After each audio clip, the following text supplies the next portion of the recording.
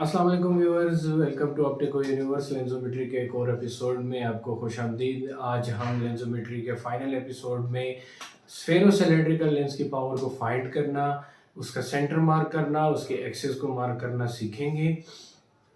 Detail के साथ हम आपको फिर स्केल पे भी दिखाएंगे कि हम किस तरह से स्फेरोसिलेंड्रिकल की पावर को जो है किस तरह से फाइंड आउट करते हैं। तो आइए देखते हैं कि हमारे पास एक अननोन लेंस की पावर जो है उसको हम कैसे फाइंड आउट कर सकते हैं। जी तो व्यूवर्स, ये हमारे पास ब्लैंक साइज का लेंस है अननोन पावर का। ये हम इसको यहाँ पर रखेंगे। हमने ये स्प्रिंग क्लिप को रिलीज़ कर दिया। अब देखेंगे इसने इसको ग्रिप कर लिया है। तो अब हम इसकी जो है वो दोबारा पावर ड्रम को रोटेट करेंगे और हम देखेंगे कि हमें उसका फोकस कहाँ पर क्लियर होता है। जी तो व्यूवर्स, आप टेलीस्कोप के अंदर से जो मायर्स का व्यू है इस टाइम आप वो देख रहे हैं। जैसा कि आप देख रहे हैं कि हमने लेंस रख दिया है और पावर ड्रम जो है इस टाइम 0 पे है। मायर्स आपके सामने देखें बिल्कुल ब्लर हैं।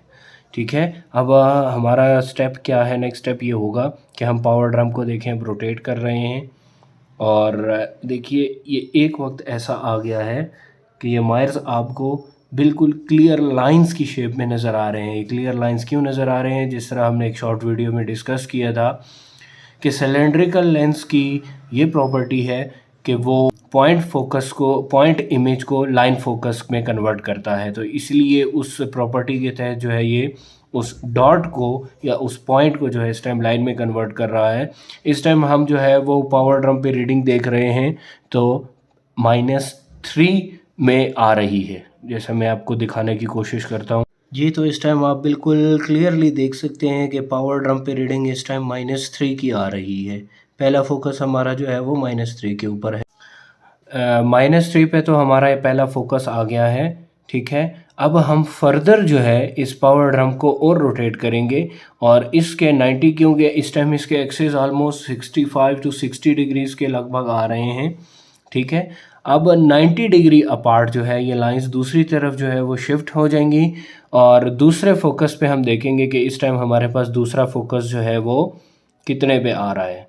तो ये देखिए कि अगर हम इसे थोड़ा सा और पावर ड्रम रोटेट करते हैं तो यहाँ पर भी हमारे पास ब्लर हो रहा है और थोड़ा सा अगर हम वापस की तरफ करते हैं तो इन दोनों के दरमियान जो सबसे ज़्यादा शार्प हमें नज़र आएगा यहाँ पर हमें नज़र आ रहा है। और इस टाइम हमारे पास पावर ड्रम पे जो रीडिंग आप नज़र देख सकते हैं वो है -7.5।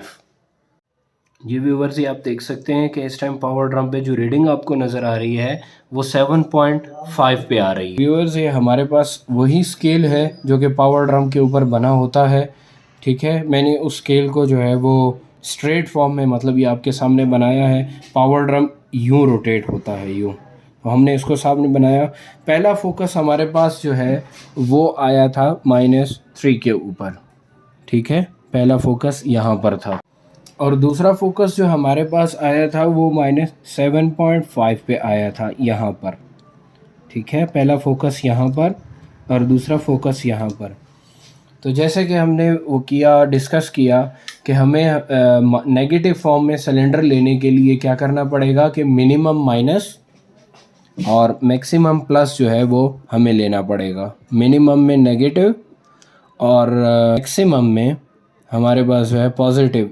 हम इसको स्फेरिकल लेंगे तो हमारे पास जो सिलेंडर आएगा वो नेगेटिव फॉर्म में आएगा, माइनस फॉर्म में आएगा। ठीक है, तो अब हम क्या करते हैं, हमारे पास मिनिमम माइनस कौन सा है? -3। हम इसको स्फेरिकल कंसिडर कर देते हैं। तो हमारे पास क्या आया? -3 डायोप्टर स्फेरिकल आ गया। ठीक है, अब हमने क्या करना है, सिलेंडर की पावर को फाइंड आउट करने के लिए हमने इनका डिफरेंस देखना है। ये जो दो पॉइंट हैं इसका डिफरेंस हमने देखना है। -3 से -4 तक जो हो गया 1 डायोप्टर, -4 से -5 तक जो है ये 2 डायोप्टर हो गया और फिर 6 तक जो है ये 3 डायोप्टर हो गया। उसके बाद 7 पे जो है ये 4 डायोप्टर हो गया। ठीक है, और 7.5 तक कितना हो गया? 4.5 डायोप्टर। ठीक है, ये हमारे पास इन दो फोकस के दरमियान, इन दो फोसाई के दरमियान हमारे पास जो है ये डिफरेंस आ गया। -3 तो 0 से जो है 1 2 3 ये तो हमारे पास एज इट इज़ आ गया। ठीक है, अब 3 से लेके 7.5 तक ये जो दो फोसाई थे इनका हमने डिफरेंस लेना है। अब -4.50, ठीक है, डायोप्टर जो है ये हमारे पास अब सिलेंडर की पावर आ गई। ठीक है, तो -3 आपके पास स्फेरिकल आ गया, उसके साथ -4.50 आपके पास सिलेंड्रिकल आ गया। ठीक है, अब एक्सिस की बारी है, तो एक्सिस जो है अब हम उसको भी देखते हैं कि आपने एक्सिस को कैसे फाइंड आउट करना है और उसको मार्क कैसे करना है। अब नेक्स्ट स्टेप हमारे पास जो आता है वो अब सिलेंडर मार्किंग का और सिलेंडर के एक्सिस फाइंड करने का जो है वो अगला स्टेप आता है। जी तो व्यूवर्स, अब बारी आती है हमारी एक्सिस मार्किंग की। एक्सिस मार्किंग में जिस तरह हमने पहले देखा, पावर में पहले हमारे पास फोकस -3 पे आ रहा था और दूसरा फोकस हमारे पास आ रहा है -7.5 पे। ठीक है, अब हमने मार्क करने हैं एक्सिस। तो हमने क्या करना है कि जो दूसरा फोकस होगा, जो कि पहला फोकस जो हमने स्फेरिकल लिया था वो नहीं, दूसरा जो हम फोकस लेंगे उसमें हम क्या करेंगे, उस पे ऊपर हम रखेंगे अपना ग्रेटिट्यूड, जितना हमें एक्सेस रिक्वायर्ड है उसके ऊपर रखेंगे। लेट सपोज़ अब हम एक्सेस लेते हैं 180 के, तो हमने इस ग्रेटिट्यूड को जो है 180 के ऊपर रख दिया। मैं आपको बाहर से भी स्केल दिखाता हूँ कि हमें कैसे पता चला कि अब ये 180 पर है।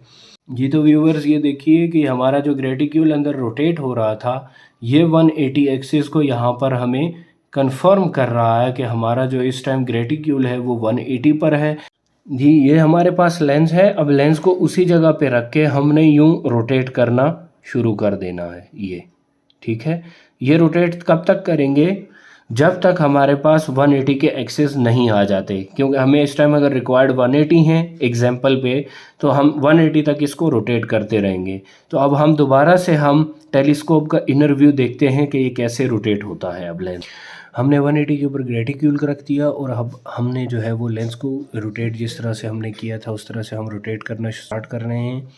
हमने अब लेंस को रोटेट किया और अब हम जो है इसके बिल्कुल मिड में इसको लाएंगे, मिडल वाली लाइन को इसके ग्रेटिट्यूड की लाइन के साथ अलाइन करेंगे और बिल्कुल मिड में करेंगे, जैसा कि अभी अब आप देख सकते हैं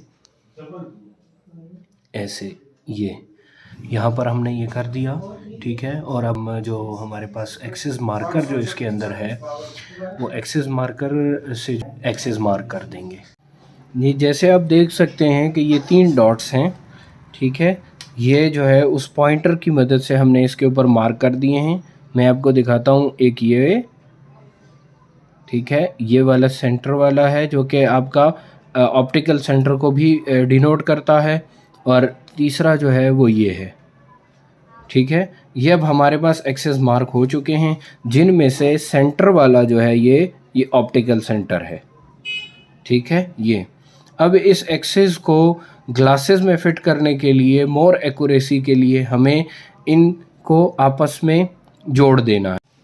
तो हम इसको किस तरह कि किसी भी कार्ड की मदद से, स्केल की मदद से, किसी से भी हम इस लाइन को थ्रू आउट द लेंस जो है यूँ मार्क कर लेते हैं। ठीक है, तो ये हमारे पास एक्सेस मार्क हो गया और जो सेंटर है वो एज इट इज़ है। ठीक है, हम जो प्यूपिलरी सेंटर मार्क करेंगे उसके साथ हम इस डॉट को अलाइन करेंगे, और जो एक्सेस हम मार्क करेंगे उसके साथ हम इस एक्सेस को अलाइन करेंगे। तो हमारे पास एग्जैक्ट प्रॉपर फिटिंग जो डिस्पेंसिंग होती है एक लेंस की वो हो जाएगी।